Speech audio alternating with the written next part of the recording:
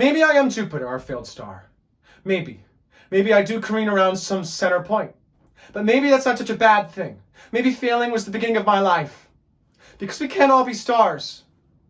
And yes, maybe the sun is the reason why we live, but it's also the reason why we're going to die one day. People turn on those who take the spotlight, Rory. I know. I wasn't always like this. I'm just afraid you'll become Jupiter too. Or worse. And I'm not trying to fail. I never said that. But to stand there saying that you deserve the world is more than a target. You're going to collapse. You're a black hole waiting to happen. And I'm going to watch you lose your light. And I don't want to watch that. Jupiter is my middle ground. I'm a failed star.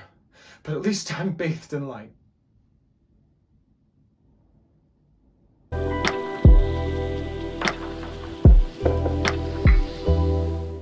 Hello, my name is Jackson Medard Pulane, and that was G is for Gas Giant. This is letter G in Alphabet Superset, a project inspired by Campbell Walker. And that was part A of a dual episode this week where I'll do G is for Gas Giant and then H is for Habitat.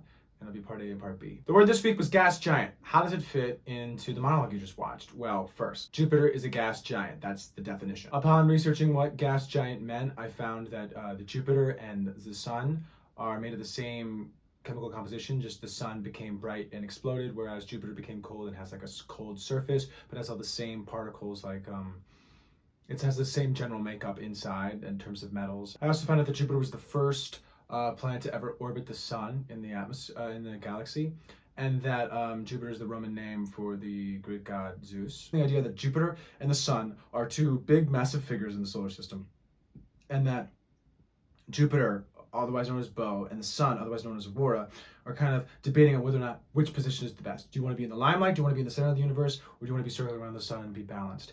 And I think the main question I was trying to ask in the monologue is Bo avoiding his problems and avoiding living in the sincerity of life by kind of surrounding the center of what his identity is? Or is he able to kind of live selectively in the present and also objectively at the same time? And what's the best choice? And should we live fully in the present and fully narcissistic and fully striving for our goals? Or should we kind of circle it and navigate it in a more strategic way? One good thing about the writing. I love the question that I posed in the monologue. I think I struck upon something that I didn't know the answer to. I think honestly in my own life, I kind of question whether or not I should be so egotistical about my own understandings in the world, or if I should swing and allow other people to have theirs. Right now, I think I've swung towards narcissistic in the past. I think I'm swinging towards kind of allowing other people to have their ideas, but I think in allowing, you kind of also have this narcissism, so that's another conversation. But I think the whole idea of being like, what's more important is to have your way or to allow others to have their way? Does that still mean you have your way? Is a great question that I kind of posed that I didn't have an answer to. And I think whenever you pose a question that you don't have an answer to, the audience answers themselves. 2, I love in the writing where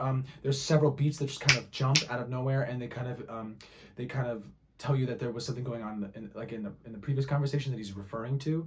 He'll quickly jump to something like and I'm not trying to fail, like that line right there. That is reference to something that Aurora has just said to Bo, and I think that's really cool to have it be such a lived-in kind of monologue that I've been working to try and create for a while. 3rd thing I like about the writing, the monologue comes in time-wise around about 50 seconds, which is really short for me. Usually I'm about 1 minute and 30 seconds. This is cool. I'm writing in a very concise way. I'm able to have a full, concise game that I like to call it. Like he kind of rides this idea, this question, this game, and it consists, and it's within 50 seconds, which I think is fantastic for my writing. One bad thing about the writing, because I had it conquering such an idea that I guess I didn't really necessarily have an answer to, it became a little bit more choppy, and that was harder to work with as an actor.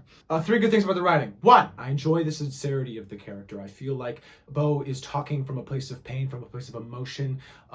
He has been rattled against over and over again, to the point that now he is going to call back to everything that he had been rattled on previously, and kind of a bucket list of like, this is the things that you've hurt me and I let them go, but now they're adding up, and here's my emotional break. And I think that's fantastic as an actor. 2, I think the beats made sense. I know I talked earlier about how the writing of the beats kind of were clunky, but I think as an actor, I used them to kind of, it felt like I used them to showcase the the clunkiness of the character in the moment, and how he is just emotionally responding, and how he's just calling back because that's what's really pissing him off right now and he needs to get it off his chest. Oh, 3, I love the fact that he is defending this title that has been placed on him, that he is Jupiter, even though he truly believes that he wants to be the sun on the inside. And you see that there's a couple lines that kind of reveal that, and he at the beginning kind of states like, well, maybe I am Jupiter, maybe that's a good thing, but he doesn't truly believe it, and you can kind of see that dissonance throughout the entire monologue, and I think that was great. One bad thing, I think I felt trapped. I felt trapped at a level of energy that like didn't waver, didn't change, and I think that might be weird in the story. I think that might be weird in the rhythm, and that might come across when people watch the monologue.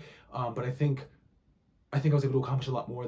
That one bad thing wasn't too bad. But go for the next monologue. This is part A. Part B is next. They're both being released at the same time. They're supposed to be responses to each other. So the next monologue is just, the goal is to intertwine it with this one and see how close I can have them referencing each other and feel like a real conversation, a real dialogue, and a real argument. And then the second thing is, how do I make Aurora sound different than Bo? You know, because they are written by the same person. How to make them feel like different characters. Anyway, I want to thank you guys for watching so much. This is Jackson Bernard Pulling. This was Alphabet Superset. Come in every week to watch another update on the process of this writing. I missed the past 2 weeks, but it was because I was sick. We're going to try to keep to weekly uploads. This was number 7 of 26. We got collabs in the future. I can't wait for you guys to see what we have in store. And I thank you so much for watching every week. Have a wonderful day, and make bad art.